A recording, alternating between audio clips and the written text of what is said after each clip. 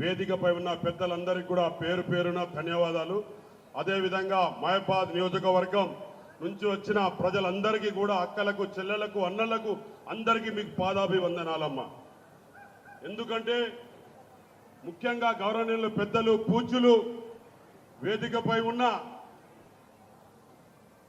ఉప ముఖ్యమంత్రి గారు భట్టి విక్రమార్క గారు అన్న గారు, అదేవిధంగా గౌరవనీయులు ఆర్ఎండ్బి మినిస్టర్ వెంకటరెడ్డి గారు, అదేవిధంగా మన ముఖ్యమంత్రి సలహాదారులు ఎం నరేందర్ రెడ్డి గారు, అదేవిధంగా నాగరాజ్ అన్న గారు, అదేవిధంగా ట్రైకార్ చైర్మన్ మన బెల్లన్న గారు, మన ఇల్లందు ఎమ్మెల్యే కనకన్న గారు, అదేవిధంగా వేదికపై ఉన్న పెద్దలందరికీ, అదేవిధంగా గౌరవనీయులు మన మహబాద్ ఎమ్మెల్యే గారు మురళి నాయక్ గారు, మన హౌసింగ్ మినిస్టర్ గారు, ఇంతకుముందు మీకు అన్ని వివరాలతో మాట్లాడిన పెద్దలు పూజ్యులు, మన నియోజకవర్గం ఇన్ఛార్జ్ అయిన మన సార్ గారు, అదేవిధంగా మన సురేఖ అక్క గారు, మన తుమ్మల నాగేశ్వరరావు గారు, మన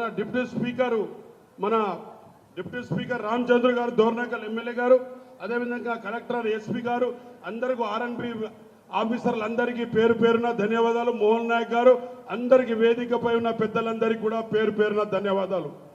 ఇంతకుముందు నన్ను ఎంపీగా గెలిపించినప్పుడు నేను సెంట్రల్ మినిస్టర్ అయి ఇక్కడ నుంచి మీకు అన్ని రోడ్లు కూడా హైవే నేషనల్ రోడ్డు, అక్కడ నుంచి మండంపల్లి నుంచి దాదాపుగా కురివి నుంచి దోర్నకల్ నుంచి రోడ్స్, కేంద్ర విద్యాలయం ఎప్పుడు జిల్లా లేకపోయినా కేంద్ర విద్యాలయం తెచ్చిన మహబాద్లో అందరు విద్యార్థులు చదువు కేంద్ర విద్యాలయాలు తెచ్చిన మోడల్ స్కూల్స్, ఏకలవ్య స్కూల్స్, ఇవన్నీ కూడా నేను ఎంపీగా ఉన్నప్పుడు, నేను మినిస్టర్గా ఉన్నప్పుడు తెచ్చినాను. ఎందుకంటే ఇక్కడ విద్యావంతులు కావాలని. ఈసారి కూడా నవోదయ పాఠశాలలు తెచ్చిన ఒకటి.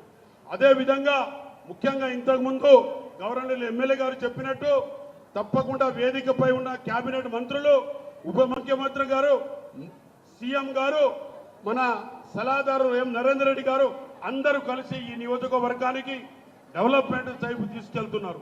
అందుకనే ముఖ్యంగా ఈసారి కూడా 100 కోట్ల రూపాయలు ఇక్కడ ఇవ్వడం జరిగింది. అదేవిధంగా ఇప్పుడు సముద్రంలో కూడా దాదాపుగా మనం 400-500 కోట్ల రూపాయలు తీసుకోవడం జరిగింది. కాబట్టి తప్పకుండా ఈ నియోజకవర్గానికి తప్పకుండా అందరూ క్యాబినెట్లో ఉన్న వాళ్ళందరూ ఉన్నారు. కాబట్టి మన జైంట్ ఇంజనీరింగ్ కాలేజీ కానివ్వండి, ఈ ఇంజనీరింగ్ కాలేజీ కూడా శాంక్షన్ చేయిస్తున్నారు. ఎం నరేందర్ రెడ్డి గారు ప్రతి ఒక్క మండలంలో కష్టపడుతూ చేయాలనే ఒక తపనతోని చేస్తున్నారు.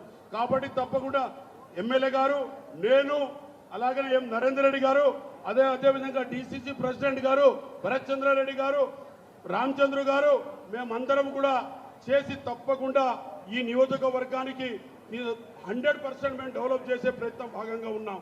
అదేవిధంగా ఇంతకుముందు మన హౌసింగ్ మినిస్టర్ గారు చెప్పినట్టు, శ్రీనివాస్ రెడ్డి గారు పెద్దలు పూజ్యులు చెప్పినట్టు మాకు అడగంగానే 1000 ఇళ్ళు ఇవ్వడం జరిగింది. ఆ 1000 ఇళ్ళు ప్రతి 7 నియోజకవర్గాలకు ఇవ్వాలని నేను ముఖ్యమంత్రి గారికి, అదేవిధంగా మా హౌసింగ్ మినిస్టర్ గారికి అడుగుతున్నా. ఎందుకంటే ట్రైబల్ ఏరియా సార్, ఇది పూర్తి స్థాయిలో మనకు 90% మనకు ఇళ్ళు ఇవ్వాలి తండాలకు.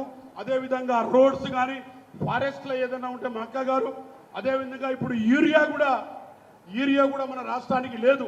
కాబట్టి తుమ్మల నాగేశ్వరరావు గారు, నేను కలిసి ఢిల్లీకి పోయి యూరియా కూడా మీకు సఫిషియెంట్గా ఈ రాష్ట్రానికి వచ్చేటట్టు పెద్దలు పూజ్యులు తుమ్మల నాగేశ్వరరావు గారు చేస్తున్నారు. కాబట్టి వారికి కూడా ధన్యవాదాలు. అలాగనే మీడియా సోదరులకు అందరికీ కూడా నేను ఎక్కువ మాట్లాడను, మీకు పని చేసి చూపిస్తాం, తప్పకుండా పని చేస్తాం. హార్టికల్చర్ యూనివర్సిటీ కూడా తీసుకొస్తున్నాం.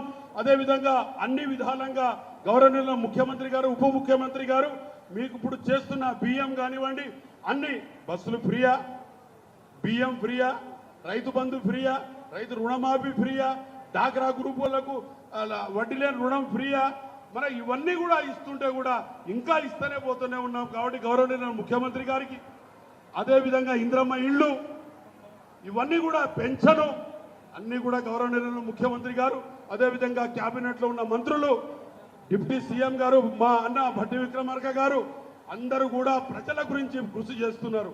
తప్పకుండా ప్రజల వైపు కృషి చేస్తూ మనం రాబోయే కాలంలో తప్పకుండా లోకల్ బాడీ మెజార్టీ, మన అధిక మెజార్టీతో ఇక్కడ అన్ని కూడా లోకల్లో గెలవవలసిన అవసరం ఉంది.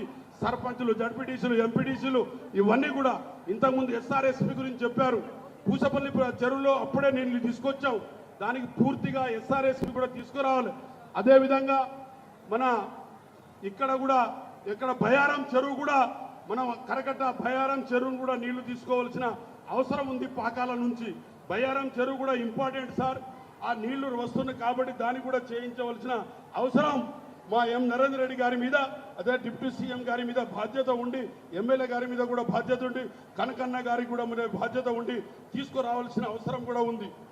కాబట్టి ఇరిగేషన్ ముందు